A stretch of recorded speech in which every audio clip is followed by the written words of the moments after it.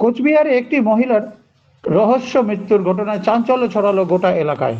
ঘটনাটি ঘটেছে কোচবিহারের চকচকা সংলগ্ন এলাকার একটি বাড়িতে। মৃত মহিলার নাম অর্পিতা। তিনি তার পরিবারের সাথে ওই চকচকা এলাকার বাড়িতে ভাড়া থাকতেন। সোমবার সকালে 5টা নাগাদ তার মৃতদেহটি উদ্ধার হয় এবং তৎক্ষণাৎ পুলিশে খবর দেওয়া হলে পুলিশ এসে সেই মৃতদেহটি উদ্ধার করে নিয়ে যায় এবং সেই বাড়িটিকে সিল করে দেয়।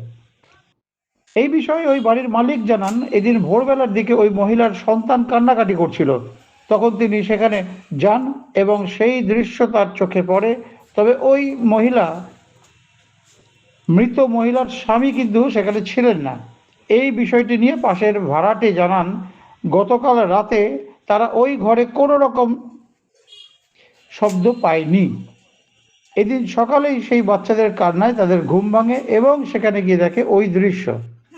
জানি না, আমরা তো রাত্রেবেলা ঘুমিয়েছিলাম না, কোনো চিল্লে হাল্লাও শুনি নাই, কোনো কিছু শব্দও পাই নাই। এখন কি বলি বলো তো? মানে সকালে কি দেখলেন তাহলে? হ্যাঁ, কি দেখলেন? আমি তো নিজে ভয়ে ওই কথা শুনে অস্থির হয়ে গেছি। এখানে ঘাইমে ঠাইমে একা ছেলেকে বলি, বাবা পাংখা চালায় দেয়, কি হলো?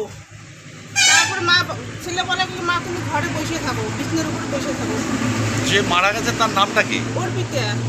আচ্ছা, অর্পিতা কি ওর টাইটেলটা যে কি তাও তো জানি না। ওরা তো আমাদের সঙ্গে অতটা তো ইয়ে করতো না। না, আর ভদ্রলোকের নাম কি?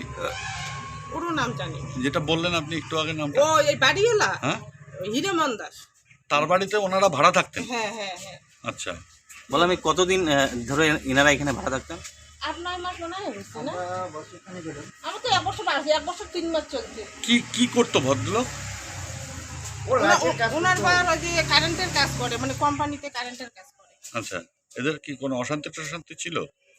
না, ওদের দুইজনের মধ্যে এখন না। ছেলে মেয়ে নাই? এক ছেলে আছে, কিন্তু ও বেশি বাইরে তো না, সবসময় ঘরেই থাকতো। বউটা আর কি ঘরে থাকতো, আর ওদিকে তো কেউ নাই, ও একাই থাকতো। আর আমরা তো সবাই এদিকেই থাকি।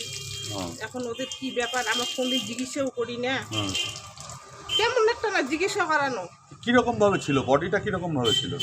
আমি যাইনি, ভয় পাই, ভয়ে যাইনি। কি নাম আপনার? আরতি রায়। ভয়েই যাই নাই আমি।